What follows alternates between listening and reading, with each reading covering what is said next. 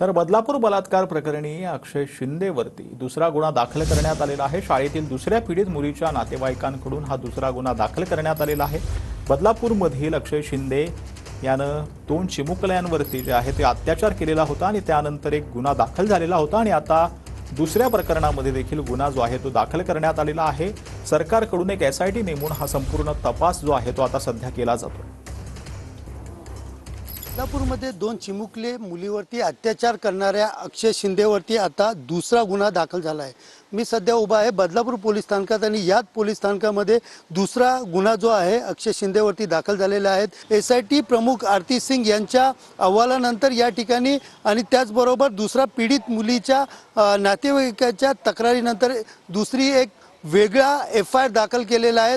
एकंदरीत पाहायला गेलं तर ज्या पद्धतीने अक्षय जो आहे तो न्यायालयीन कोठडीमध्ये आहे आणि न्यायालयीन कोठडीमध्ये 14 दिवसाची न्यायालयीन कोठडी जी आहे ते या ठिकाणी कल्याण न्यायालयाने सुनावली होती व त्यानंतर हा दुसरा गुन्हा या ठिकाणी दुसरा FIR या ठिकाणी दाखल झालेला आहे।